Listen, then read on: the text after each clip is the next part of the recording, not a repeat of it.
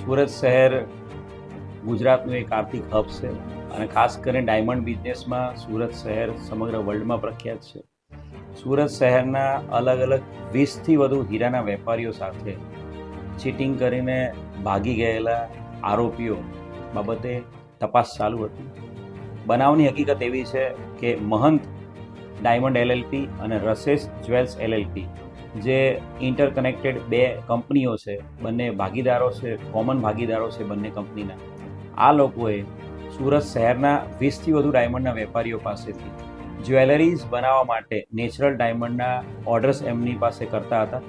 અને અલગ અલગ વેપારીઓને વિશ્વાસ કેળવીને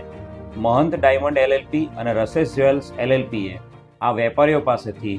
8.5 કરોડની આસપાસના હીરાઓની ડિલિવરી લીધી હતી. 8.5 કરોડ જેટલા નેચરલ ડાયમંડની ડિલિવરી લીધી હતી અને ત્યારબાદ પેમેન્ટ કરવા માટે ગલ્લા તલ્લા કરીને બહાના બતાવીને આ બંને જે કંપનીઓ છે, મહંત ડાયમંડ એલએલપી અને રસેસ જ્વેલ્સ એલએલપી, બંનેના તમામ ભાગીદારો પેમેન્ટ ચૂક્યા વગર ભાગી ગયા હતા. બનાવની હકીકત ધ્યાને રાખીને પોલીસ કમિશનર શ્રી ગેહલોત સાહેબ અને joint commissioner crime branch Raghavendra વત્સના માર્ગદર્શન હેઠળ તાત્કાલિક મે 2025 12મી મે 2025ના રોજ કલમ 316(5), કલમ 61(3)(5) મુજબ ગુનો દાખલ કરવામાં આવ્યો.